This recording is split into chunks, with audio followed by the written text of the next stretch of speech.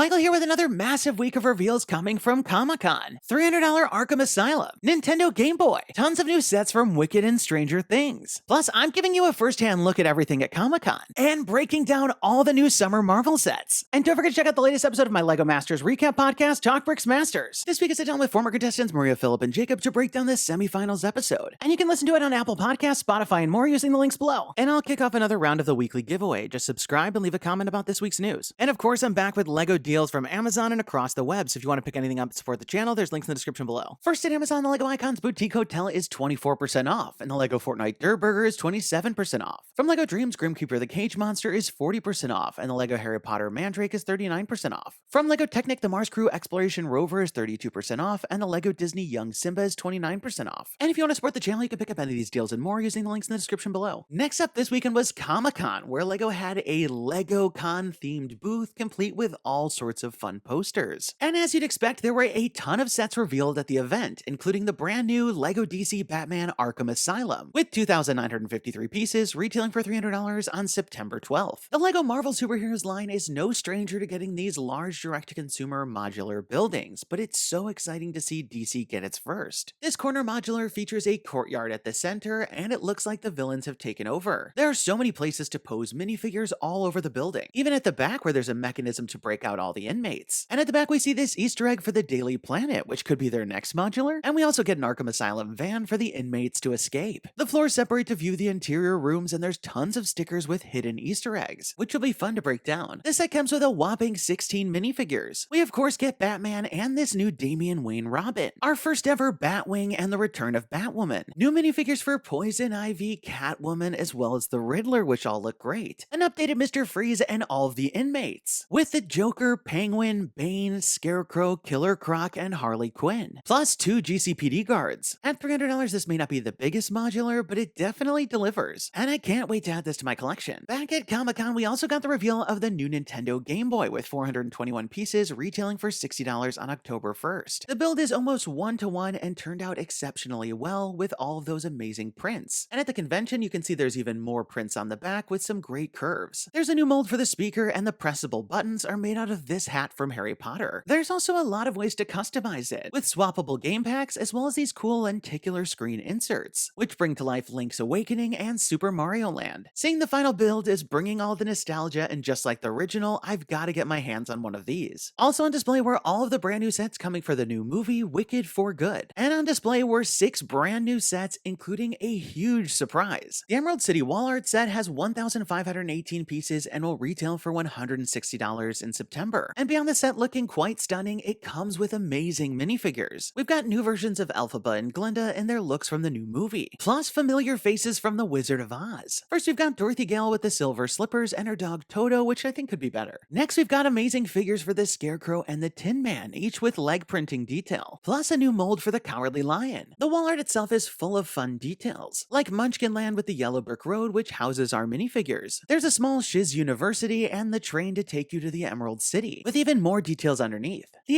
$80 Emerald City and Kiamoko Castle features miniature builds of each of those locations, which each feature opening sections with all sorts of areas to play inside. And you get Glinda, Elphaba, and a new flying monkey. The $70 Glinda and Elphaba Visit Munchkin Land set was actually designed by friend of the channel designer David Geddes, and features a really lovely design of Box Cottage with a kitchen and upstairs bedroom, as well as Glinda's bubble for her to arrive in. The $40 Glinda's Wedding Day features these large butterfly builds, as well as a staircase and a cake. The $28 Elphaba's Retreat features a nice build with tons of accessories for play. Plus for $20 we'll also be getting an Elphaba and Glinda BrickHeadz 2-pack, which features Glinda in her pink bubble dress and Elphaba in her look from Defying Gravity. Speaking of BrickHeadz, at the convention we also got the reveal of the brand new BrickHeadz for Stranger Things. This $40 set comes out on October 1st, and it's wild to think our last Stranger Things set was the 11 and Demogorgon BrickHeadz from 2022. And this new set will be the perfect companion since it's their season 1 looks. First, Dustin's build looks great with the buildable baseball hat and headset. Next we've got Mike with the printed torso and the perfect hair. I like Lucas's brick-built binoculars and all of the printed towels for the headband. And you gotta love Will's iconic bowl cut. Taking a look at LEGO's booth this year, it was amazing with this large model of the San Diego Comic-Con Convention Center. The build of the convention hall features all sorts of different booths, including their 2023 Brickbuster booth, booths for DC, and a Marvel Hall H panel. And of course, there's even a brick-built recreation of this year's LEGOCon booth. booth. There were also a bunch of large sculptural builds like this one from Star Wars featuring K2SO with those light-up eyes. This one from Fortnite featuring Adventurer Peely. And from LEGO Wicked, 2 large sculptures with Elphaba and Glinda. And there's even a large Minecraft Creeper and Steve at the Minecraft booth. As for exclusives, they were giving away one of these pop badges each day, and an exclusive cover for the LEGO magazine. And they advertised exclusive minifigure factory designs, which are available for those of us who couldn't make it to the convention, and feature all sorts of designs inspired by the posters at this year's LegoCon booth. And speaking of all the posters, LEGO's Insider Rewards has also released a free download for all of those designs for you to print at home. And just like the ones at the booth, you can also get this printed Brickbeard poster for 700 points. Also on display at the booth was the new summer Marvel sets. And thanks to LEGO and the Ambassador Network, for those of us who aren't at the convention, I'm bringing you my full breakdown of all these brand new summer sets. The $140 Spider-Man vs. Oscorp certainly is a bit short on the piece count, but it definitely makes a fun display which can be reconfigured, and you can make some pretty dynamic scenes. The Oscorp building has a sliding door, a digital screen, and spots to pose minifigures, the large Oscorp sign, and a play feature to send Spider-Man swinging. There's a sparse lobby and a laboratory with a button to launch the screen. There's a spot for Green Goblin's glider, and a mechanism to change Norman into the Green Goblin. To the left is the marvelous jewelry building with the pop-out window. The store is sparse, but the apartment above has some nice detail, and you can hide a minifigure in the roof and drop them down. To the right is the Mini Mart with an emphasis on the mini, with a mini Eddie Brock's apartment. On the corner is the dumpster and the traffic light, plus you get a vehicle for Green Goblin and Miles. Out of the 8 minifigures, the 4 on top are repeats, but there's some nice newer villains with Green Goblin, Kraven, and Eddie Brock. At $55, Peter Parker's apartment is lacking a bit as well. As well, there's some nice Easter eggs, it does lack the sidewalk of the other buildings, though you could stack it on top of the Spider-Verse set, but the door goes to nowhere. On the first floor is a small kitchen, and upstairs we've got Peter's lab, with some fun Easter eggs and a function to break off part of the building. Spider-Man has a spider crawler, and Hobgoblin has his glider. And out of the 4 figures, Hobgoblin is just perfect. These Marvel buildings remind me a lot of the Harry Potter Diagon Alley system, which LEGO had sent me. And just as it's fun to put all of those together and set a full scene, these Marvel sets come together in the same way. And while expensive, I think these are going to be a lot of fun to collect, as you further build out a fun Marvel scene. Also at $55, the Spider-Man vs. Doc Ock subway train scene really comes together like it does in the movie, as the build is this full train car complete with interior and controls on either side. And I love how you can pose Spider-Man at the front to create that iconic moment, and Doc Ock can be posed on the roof. I love how the legs can hold him, and there's some really great figures here. The $130 Avengers Age of Ultron Quintet is an absolute slam dunk for me. Particularly, I think the build just came together so nicely on this one. The ship can be rotated on the stand, and there's a spot to pose the minifigures. The wings can fold up, and at the back we can see the thrusters and loading ramp. And by removing the top 2 sections, you can view the interior with some fun stickers. And while there's some inaccuracies for the figures, Ultron looks amazing. At $55, the Avengers Endgame Thor vs. Chitauri is hard to recommend. The Iron Patriot mech looks okay with the sticker detail. And while it's nice to get this large army of Chitauri, we've gotten plenty of these figures before. And while the terrain build is pretty weak, I do love the new Iron Patriot and Rocket. The $23 Iron Man and War Machine vs. Hammer drones is a pretty simple set. The Hammer drones are a little underwhelming, even though they have different weapons and decent posability. And I guess it's a cheaper way to get these 2 figures and recreate the moments. The $60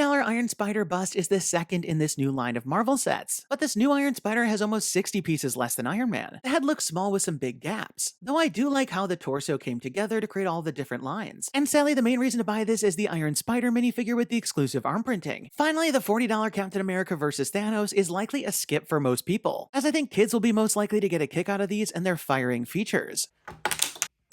Though this Captain America is exclusive. On the whole, the Marvel line is giving us a lot of what we've been asking for, but the prices are really just too much. So my recommendation is definitely to wait for a sale. So there you have it, another super massive week at Comic-Con. And a huge shout out to my buddy Luke for taking all of the pictures in person. And as if these August releases weren't enough, we've clearly got a lot to look forward to. Be sure to leave this video a thumbs up down below. And don't forget to subscribe because I'll be back next week with even more LEGO news. And let me know your thoughts in the comments down below. What did you think about all the stories? And which one are you most excited about? And now we've got this week's giveaway winner. Congratulations! And be sure to email me from the About page on my channel so we can coordinate about the prize. And if you want to enter this week's round, just leave me a comment about this week's news. You must be a subscriber to win. And definitely turn on notifications to find out when my next video is posted, because I'll be announcing the winners at the end of some of the videos. That's all the time we've got for today. Thanks and have a good one!